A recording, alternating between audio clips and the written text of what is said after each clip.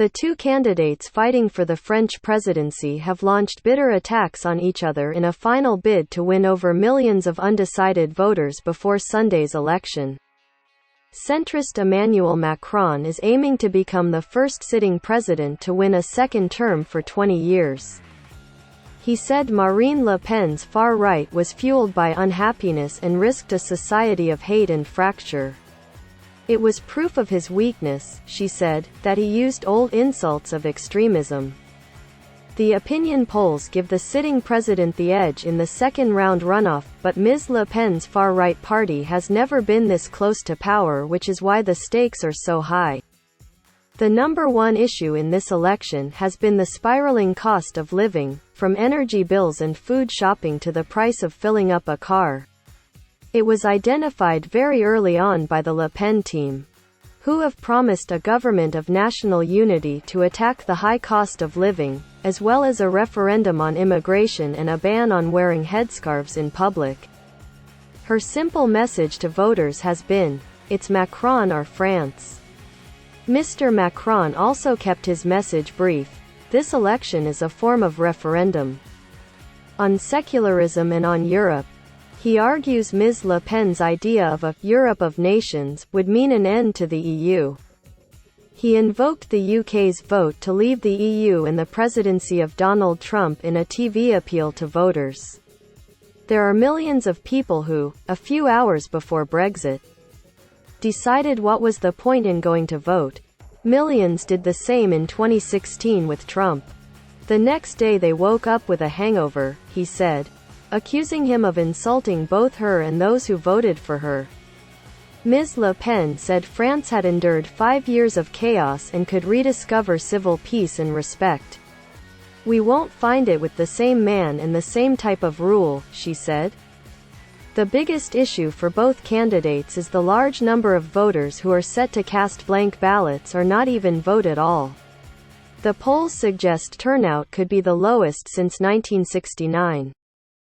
"I'm going to vote blank because it's my national duty to cast my vote, but I still want to show my unhappiness with the system," Edrissi, a voter in a southern suburb of Paris, told me. The dissatisfaction with Mr. Macron's brand of centrism and with mainstream politics was laid bare in the first round, when well over half the electorate backed the far right or far left. More than 1 in 5 voters backed far-left candidate Jean-Luc Mélenchon, who came third, narrowly behind Marine Le Pen. Many in France have not forgotten the Gilets jaunes or yellow vest protests over fuel costs and rising prices that erupted 18 months after Mr. Macron came to power. Ms. Le Pen has exploited claims that he is a president for the rich. The final polls suggest the sitting president will win between 53% and 57% of the vote. So there are big question marks over who those 7.7 million Mélenchon voters will back.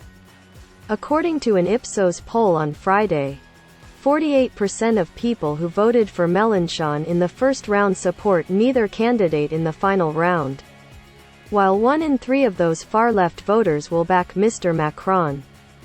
There are a sizable number who dislike him so much they would rather vote for the far right. Campaigning ended at midnight French time, 2200 Greenwich Mean Time, on Friday.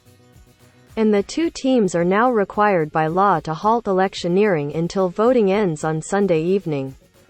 As the sun went down in Paris, one of the rising stars of Mr. Macron's party joined party activists in handing out leaflets in a last-ditch appeal for votes.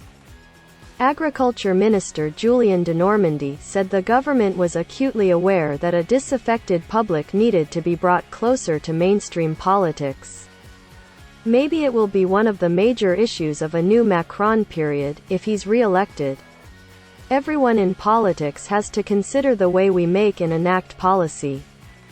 And if people don't feel their lives are getting better, then they won't see the use of politics and they won't vote. It has been an unusual election from the start. Overshadowed first by the COVID pandemic and then the Russian invasion of Ukraine, which meant Mr. Macron only engaged with voters 8 days before the first round. Even though 12 candidates took part in that initial race, only 3 performed well. The two mainstream parties that traditionally ran France until the meteoric rise of Emmanuel Macron in 2017 attracted little over 2 million votes between them. The campaign did eventually burst into life on Wednesday night, when the two final candidates sparred for almost 3 hours on live TV, with the moderators barely getting involved. And it continued right until the final moments of Friday, with the head of Ms. Le Pen's National Rally Party, Jordan Bardella, promising to save public money and return it to the French people.